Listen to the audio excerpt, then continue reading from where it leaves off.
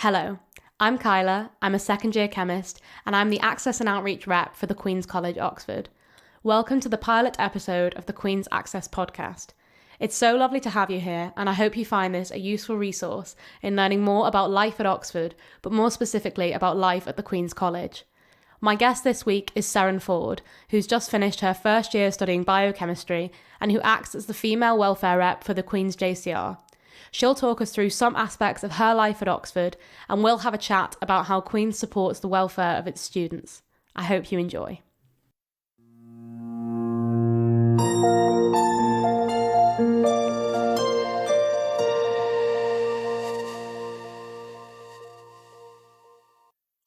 Hi, Seren, how are you? I'm doing well, thank you. How are you? Yeah, I'm good. Thanks so much for agreeing to talk to me. That's no problem. So I think to start, if you could just tell me a little bit about yourself, please, kind of, where you're from, what your background is. Yeah, sure. So I live in the southeast of England in Kent, and I went to selective state grammar for both years 7 to 11, and I changed school for sixth form to a different state selective grammar in London. So that sixth form school was like very competitive to get in. You had to sit a paper for each subject you wanted to do an A-level in. Wow. And they had about 20 people go to Oxbridge every year because anyone like from all over London and where I live, which isn't in London, could get to it. It was quite easy to travel to. People came from all over to go there because they knew it had like a good track record with getting people into like Russell Group unis. Yeah. So I had quite a bit of support from school and could speak to people who had applied to Oxbridge. I think no one in the past year had done biochemistry, which is the subject that I'm currently doing, and I've just finished my first year. But still the school had experience with people going off to do interviews and things like that. Yeah, so you had kind of those resources available to access if that's what you wanted to do. Yeah, exactly. Yeah. Well, so tell me about your Queen's journey. So not just Oxford, but how did you specifically end up at Queen's? So I came to Queen's via quite interesting route. So I didn't apply to Queen's in the first place. I applied to St John's because I couldn't really decide what college to go to, and it was close to the biochem department. It had accommodation for all 4 years. So Queen's does this as well. But some colleges, you have to like find a house in second year. So I like that about St John's, and I like that Queen's still does that. So I had an interview at St John's and Magdalen. It's quite common for subjects for you to have an interview at more than one college. Like for biochemistry, currently that happens for almost everyone. And then I got an open offer underwritten by St John's. So that basically means that I could have ended up at any college, but if every space was full, St John's would like have to take me, kind of thing. So then on results day, I found out I got into Queen's. So I hadn't even had the chance to look around Queen's on one of the open days. So my first day of freshers was the first time I'd even like stepped foot into Queen's, but I'm so glad I've ended up here. My college parents, they send everyone a letter in the welcome pack email you receive if you met your offer. And then they answered all of my questions I had about the college or my subject and helped me learn more about life at Queen's and made me feel really welcome. So I'm so glad I've ended up here. Oh, that's lovely. I think it's important to talk about that as well, because I don't think a lot of people are kind of fully aware of how the open offer system works. So I think it's really interesting to see your perspective from that. Definitely. And my school, so as I said, it had like quite a few people go to Oxbridge every year. And my director of sixth form, that teacher hadn't ever encountered anyone with an open offer. They didn't know what that was or what it meant really. So there is information about it online, but not a lot. Well, thank you for sharing that with us today. So what do you think is the best thing about studying biochemistry at Oxford? Because as you say, you were the first person, like nobody in the year above you applied for biochem. So what do you think makes biochem special at Oxford? So the biochem department at Oxford is so good, and it's really, really big as well. I know that a lot of other unis, biochemistry is sort of seen as a bit of a niche subject, but here the department is so big, and also there are a lot of contact hours, as is with almost all the STEM degrees that Oxford does. So you have like lectures, classes, tutorials and practicals, and that allows you, even though it is quite hectic at times and you do have quite a lot of work, it allows you to develop a really good understanding of the subject. And I think that's really one of the strengths of the course, the amount of different things that you do, like different subject areas, because biochemistry isn't just like biology plus chemistry. It's a lot of other things, and you get to learn in all sorts of different ways. And every Friday in first year you have like basically a whole day in the lab. So biochemistry at Oxford, it's definitely somewhere I'd recommend to study biochemistry specifically. Brilliant. So we were talking then about contact hours and how your course is split. So can you give me an idea of kind of what does a week look like in your life, both academically and personally at Oxford? Yeah, sure. So the typical week varies quite a lot between the different years in the biochemistry course. But in first year, every Friday, I had a lab day. So that was sort of 4 or 5 hours in the lab. I had about 2 classes a week, which is where 2 different colleges, their biochem students, get together and go over the answers to a problem sheet that could be on maths or biological chemistry or biophysical chemistry. And then I had about 10 lectures every week. It did vary a little bit. Sometimes it was more like 12. And then about 1 tutorial.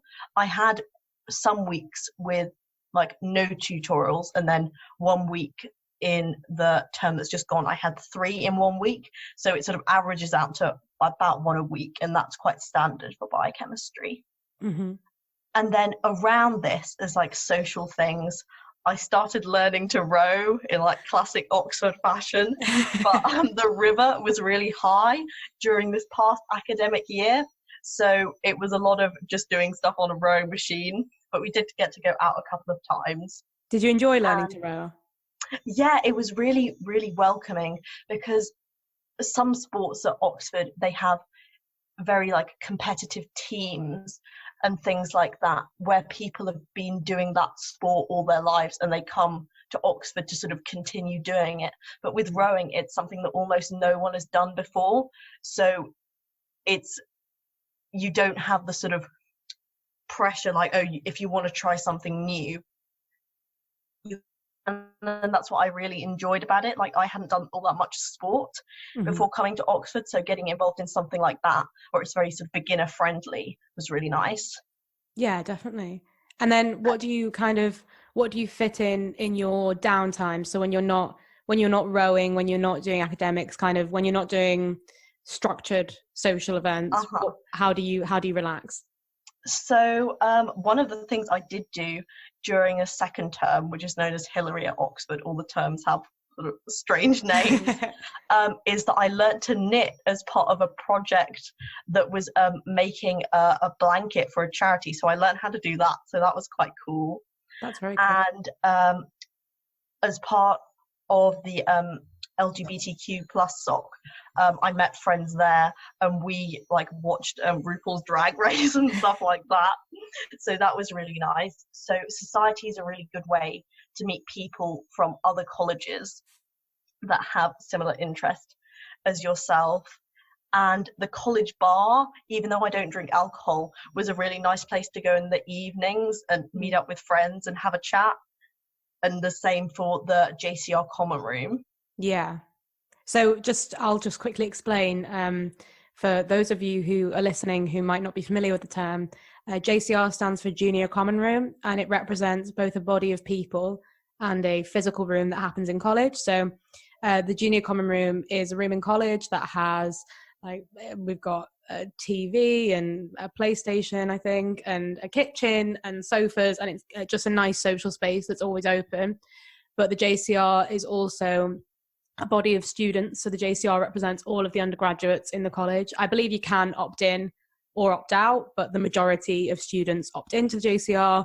And there's a committee called the JCR Executive, where there's different reps. So one of the things that I'm talking about with Seren later on in this episode is that Seren acts as the female welfare rep. I act as the access and outreach rep. So they're positions that you can run for within the JCR. So I just thought I'd clear that up because I remember being quite confused about what a JCR actually was before I got to Oxford. Yeah, there's a lot of Oxford specific language, but once you're here, you do get to grips with it very quickly. It's just quite disorientating at first. Yeah, definitely. Well, moving on then, given that we've just talked about it. So you are, as I said, the female welfare rep for the JCR. So what does that job entail? What are your responsibilities within that role? So the term at Oxford is 8 weeks long, and in 5th week, for all across the university, that's known as Welfare Week. So what I, along with the male welfare rep, do is help run events to give people some like added downtime and different ways to enjoy themselves. So we run like JCR brunches in the morning and JCR sort of teas like 4 p.m. in the afternoon, and movie nights and hot chocolate and different things like that, because the term is shorter than most other universities, so the workload is quite compressed, so you have a lot going on. So it's nice to have that sort of halfway mark, like you're more than halfway, and just to give people a bit of a breather. Yeah, so, definitely. As well as running that, my main job is sort of to signpost people to the qualified people, like the welfare officer in Queens, as well as other sort of staff who are specific for welfare or different issues, as well as just to be there to like have a chat with people if they want that. And also in terms of like specific places for people to get help, the Humans of Queens Facebook page has a couple of posts where people talk about how Queens has supported them with mental health issues. So that's a good place to look. Like, people have talked about their experience with the Disability Advisory Service at Oxford. So that's a uni-wide thing to help discuss different options and put things in place early, so you will have support when you arrive here, and they can continue to support you throughout your whole time at Oxford, like, for example, encouraging you to apply for funding for disabled students and things like that. Yeah, no, it's really nice. I think a point to mention as well would be, so Seren and I are quite good friends, and we have gone on quite a few welfare dog walks that she's organised. So I don't know if you want to tell the podcast about Bailey the Border Collie. Oh yeah, sure. So it started when the previous female welfare rep for the Queen's JCR, there's a website called Borrow My Doggy, and you can basically just take someone's dog who's signed up to this, go meet them at their house and take their dog for a walk. So then during the past term before COVID, I did it sort of like every other week, basically taking Bailey the Border Collie, who is really, really sweet, for a walk around the Christchurch meadows. So anyone could come. We have a JCR Facebook page, and I just put a little post on there saying, if you want to come at this time, we're going to go for a walk. And people really, really enjoyed that. And I was so glad, because some colleges do have like a college cat or a college tortoise or something, but Queen's doesn't have any college pets. So it was nice to do something like this for people who do miss their pets and also just want to get out in Christchurch Meadows, which is a really lovely place to walk around. Yeah, it was really nice. And it was really nice to have that kind of set time to decompress, because it stopped you, I know personally I can spend a couple of hours kind of scrolling aimlessly through Instagram, but I think it was really nice to be able to have a dedicated kind of 2 hours where we did just go for a walk with a very, very cute dog, and we just have a nice time. So when we were talking about stress earlier, so Oxford's an academic powerhouse, and it's often viewed from the outside as like it would be a very stressful environment. So how important do you think the university considers student welfare? So I think Oxford as an institution could still be doing a lot more, but the atmosphere between the students is very supportive. It doesn't really feel like competitive in a way, and there is also a lot of support on offer. So we have the JCR welfare reps like me. Everyone has a moral tutor. So this term varies in name between the different colleges, but what it basically means is it's one of the tutors at Queen's who does your subjects, who may or may not necessarily give you tutorials, but they are someone who you can go to if you have any problems.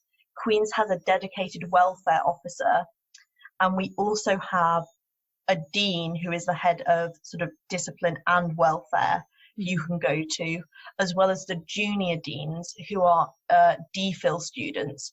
So they're sort of currently doing a PhD at Oxford. So they're a little bit older and they have training. So from I think 8 p.m. to 8 a.m. So if someone's had like a mental health crisis in the night, you can phone them via the lodge. And the lodge, I don't know, Kyla, do you want to sort of explain what that is? And then I can talk about how it sort of links to welfare. Yeah, of course. So the lodge is the Porter's Lodge. So Queen's, as with all Oxford colleges, has a dedicated rota of porters. They are in the lodge 24 hours every day, including Christmas. They're very committed. And they deal with a lot of things in Queen's. So they deal with a lot of the security. So they watch the security cameras. They make sure that nobody comes into Queen's who isn't supposed to. So Queen's is closed to tourists. So they patrol that. They sort everybody's post. They're the people you go to if you've lost your key, if you've lost your university card. They're just generally kind of the first port of call if anything's gone wrong. But one of the main things about the porters is if you have any kind of issue, you can always contact them and they'll signpost you to some people. So to give an example of kind of how important the lodge are in the running of college is if something happens and you have an accident and you need to call an ambulance, one of your friends calls 999 while the other calls the lodge. Like, they are very important. They help to signpost if any medics need to come into college. They can tell them exactly where you are. They can take you to them. Everybody has the lodge's number in their phone. And they're also really good in that you can call them if you're generally having a bit of a crisis. You can call them even if you're not in Queen's at the time. So if any kind of event happens outside of college and you need to be picked up, you can ring the lodge.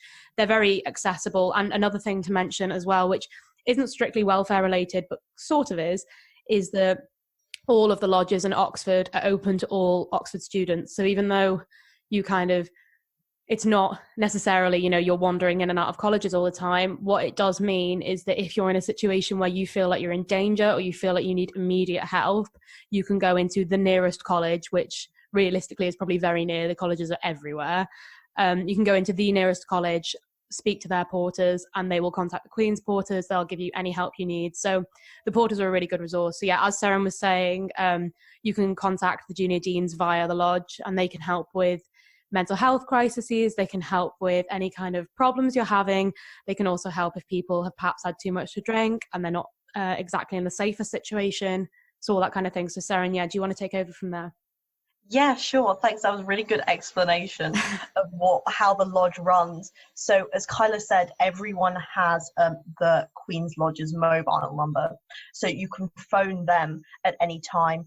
And for example, in a case of assault or something like that, they can phone you a taxi if you need to go to the hospital or a specific place. And again, as Kyla said, that's how you can get in contact with the junior deans. So they are so wonderful. They're all such lovely people. And they are, I think, maybe kind of a sort of underrated welfare resource. Like, they know exactly what's going on in college. They know how to get you the help you need. Yeah, no, definitely. I think that's true. I don't think the junior deans get enough kind of appreciation. And I didn't know they even existed until I got into Freshers Week and we had a talk by them. And I mean, I personally have never called them, but there's certainly been times where I've been glad that they are there in a situations where it's kind of been like, I think this can be dealt with with the people who are in this situation, but as a backup, we know that we can ring the junior deans, and one junior dean lives in each of the Queen's buildings. So they are very, very, very accessible. So one lives in Caradus Quad, one lives in Aldates, one lives in Cardo. So no matter what year of college you're in, if you're in a Queen's building, there's a junior dean very, very close to you. So they're always there to help. So yeah. I think, well, I was going to ask kind of what support is available to somebody struggling at Queen's, but I feel like we've probably covered that. Is there anything else you'd want to add there? So in terms of just a couple of things to add, there is also a college nurse, and the college is linked to like a GP service on Beaumont Street that you can go to. And then there's also the Disability Advisory Service, which is the uni-wide thing I mentioned earlier, that can help in terms of like mental health, like long-term problems, and then getting you sort of disability funding and things like that. Yeah. No, I think they're both really important resources. I know I've certainly hit up Beaumont Street a couple of times with some pretty rough cases of freshers flu. So yeah, they're a very useful resource. And also I fall over a lot. So the college nurse is probably seeing me to bandage my knee now. So it's been so lovely talking to you. I feel as my last question, I'd ask you a bit of a general thing. So what is your favorite thing about college and why? Oh, so there are so many things I like about Queen's. One of the things that I found most useful in first year was how much the second years supported us and got to know us. So that was really great to find all sorts of bits of advice. Because Freshers Week is only a week long, that isn't really long enough to tell you sort of all the workings of the university and the college and how your sort of subject works and all the different things going on, like the end of term event, for example. So that was really lovely. And beer cellar, the college bar, as I mentioned earlier, even for people who don't drink, it's a really nice place to go and like chill out in the evenings. And I know that alcohol is sometimes something that people are quite concerned about. So I don't drink alcohol, and I've never felt pressured to drink alcohol, even though the vast majority of my friends do drink. So if that's something that you are concerned about, don't worry too much about it. And you can also always come speak to us, one of the welfare reps or the welfare officer or anybody like that, if you do have concerns about that sort of thing. But yeah, the second years were so useful for us, and I hope that we will be useful for you too. Fingers crossed. Yeah, I think college parenting is a really important resource as well that isn't necessarily always talked about. But I relied on my college parents a lot. There was a topic that I was struggling with, and I told my college father I was struggling with it, and about 3 days later, he sent me about 5 different links to PowerPoint presentations that explained it. And he was like, oh, I don't even study this bit anymore, but I went online and found you some stuff, because he was like, I know that, because I didn't take physics A level. So he helped me with a lot of the physics content, and that was really lovely. Well, thank you so much for talking to me. I really appreciate it. I've really enjoyed this little chat, and I think it's been really useful. Oh, me too. Thank you so much for having me. No problem. Have a lovely week. You too. Okay, I'll speak to you soon. Bye.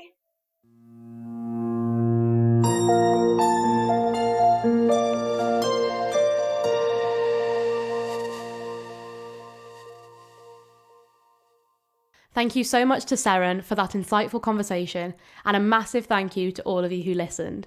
There are loads more Access resources on the Queen's College website at www.queens.ox.ac.uk/access-outreach. And you can find out more about the college in general through its website, Twitter and Instagram. That's all from me. Have a lovely week, and hopefully I'll see you again very soon.